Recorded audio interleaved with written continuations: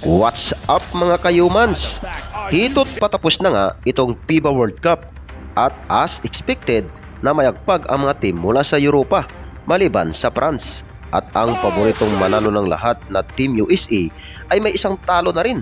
Pinaulanan sila ng 3 points ng team ni Jonas Valanciunas na late twin niya.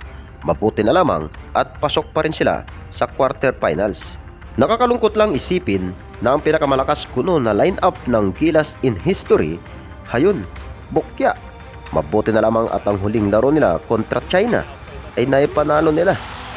Kahit papaano ay naibsan ang galit ng mga Filipino basketball fans. Bago tayo magpatuloy mga kayumans, ay isang maiksing trivia muna tayo. Bago pa man maging sikat ang basketball sa Pilipinas, marahil ay sumagi na rin sa iyong kaisipan at naitanong kung paano nagsimula at kung sino ang nakaimbento nitong larong basketball. Ang larong basketball ay nadiskubre ng isang Canadian physical instructor na si James Naismith bilang pang-alternatibo sa larong football at mas least injury pa daw ito. Kanya itong naimbento noong 1891 bilang indoor sport. Mabilis itong lumaganap at naging popular noon sa loob ng 20th century hanggang sa na-establish sa Amerika noong 1946 bilang National Basketball Association o NBA at naging kultura na dito at sa buong mundo. Well, mga kayumans, huwag na tayong manlumo dahil kahit malalakas na team nga ngayong sa FIBA World Cup ay talo din, di ba? Ang Team USA na yan o number 2 yan sa power ranking, tulad na lamang ng world rank number 3 na loaded ng NBA players na Australia ay tinalo din ng team ni Luka Doncic na Slovenia. Ang Canada na loaded din ng NBA sa roster ay pinatumba ng Brazil. Ang world number 1 at defending champion na Spain ay na big upset ng rank number 29 na Latvia. Take note, hindi pa naglaro dyan yung NBA players nila na si Kristaps Porzingis. Diretso na tayo mga kayumans sa naging performance ng ating Gilas Boys ngayong FIBA World Cup 2023.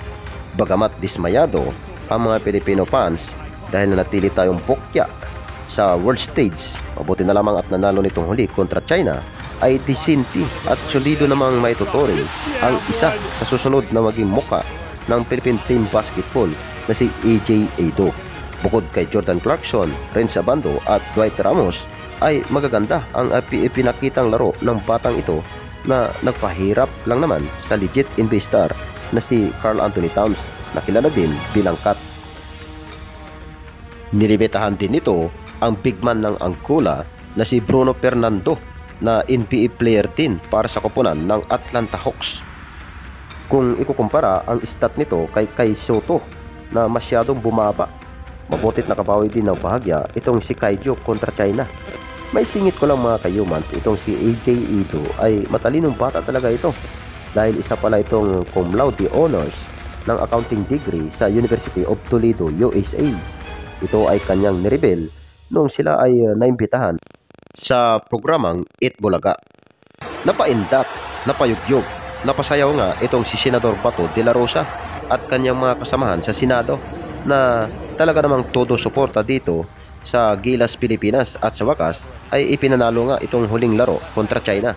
At hindi lang basta panalo kundi tinampakan pa nito ang koponan ni Kyle Anderson by 21 points sa score na 75-96 pabor sa Gilas. Kung inyong napapansin ay may nakamarkang West Philippine Sea sa suot ng ating mga senador. Di naman ningid sa ating kalaman ang issue dyan sa West Philippine Sea na yan. Kaya sabi nga ng iba, di baling matalo na sa ibang mga bansa, wag lang dito sa China. Dahil nga sa nangyaring ito ay galit at dismayado din ang mga netizen at mga fans ng Chinese basketball dahil malaking kahihiyan daw sa kanilang bansa ang matalo, lalo na sa Pilipinas. Ito yung mga comments ng kanilang mga netizens sa isang Chinese YouTuber. Kaya nang bahalang magbasa mga kayumans. Chinese character yan, naka-auto-translate lang sa Google mga kayumans. Well, sa tanong naman na may pag-asa pa ba ang Pilipinas sa 2024 Paris Olympics? Ang sagot ay oo. Subalit maliit na lang ang tsansa natin makapasok dyan dahil makakasagupan ng Pilipinas dyan ang mga team mula sa Europa, Africa and America. Ika nga ay butas ng karayom pa ang kailangan nilang lusutan para makapasok sa 2024 Paris Olympics. Alright mga kayumans, ito ang inyong Ayumans TV, nagsasabing lahat ng problema ay may kaakibat na solusyon. Kung may dilim, may liwanag. Kung may lungkot, may saya. Habang buhay, may pag-asa. See you next time!